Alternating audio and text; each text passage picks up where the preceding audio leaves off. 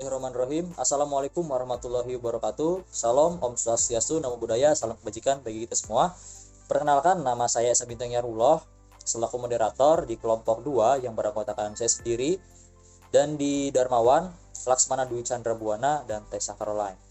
Kami akan mempresentasikan hasil kerja kelompok kami dengan judul penanganan kasus korupsi dikaitkan dengan etika pemerintahan.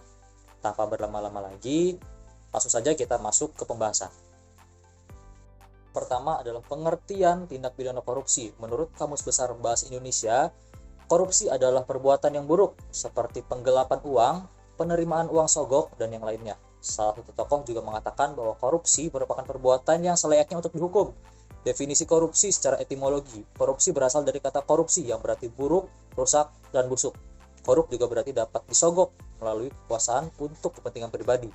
Secara terminologi diartikan sebagai pemberian dan penerimaan suap, baik yang memberi maupun yang menerima. Keduanya termasuk koruptor. Perilaku koruptif muncul sebagai akibat pelanggaran etika moral dan pelanggaran hukum pejabat publik.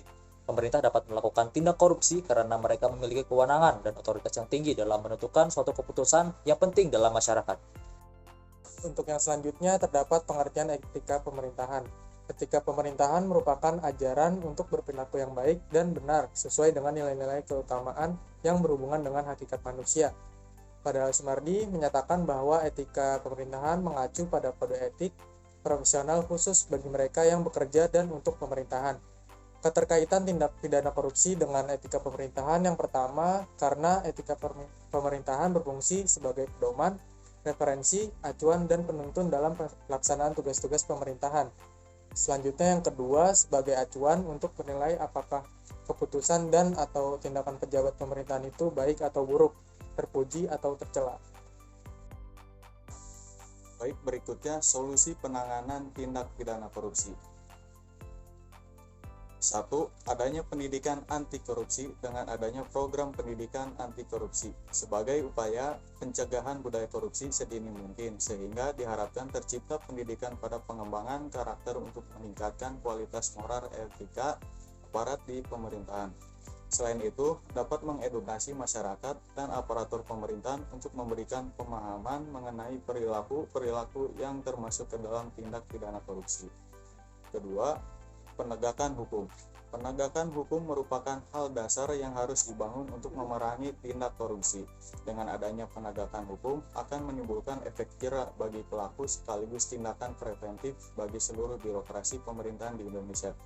3. Membuat program pendidikan moral dan etika serta tes integritas bagi calon kader partai.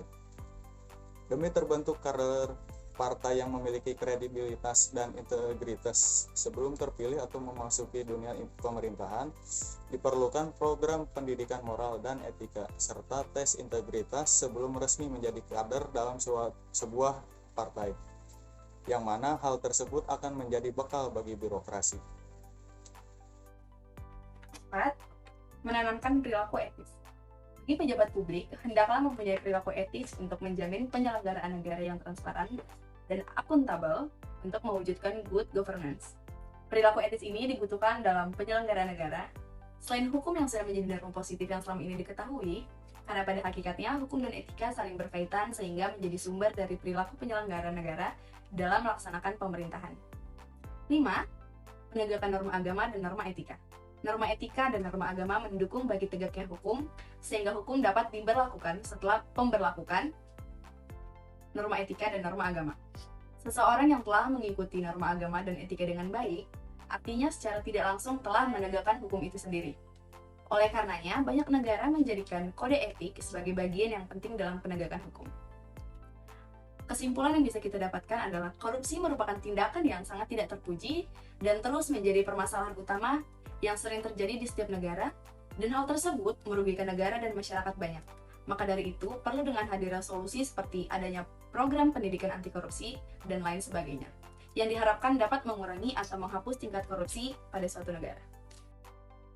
Sekian presentasi atau pembahasan yang dapat kami sampaikan. Saat kami sadari bahwa dalam video kali ini masih banyak sekali kekurangan, maka dari itu akan sangat kami nantikan saran dan kritik yang membangun demi tugas presentasi kami yang lebih baik ke depannya.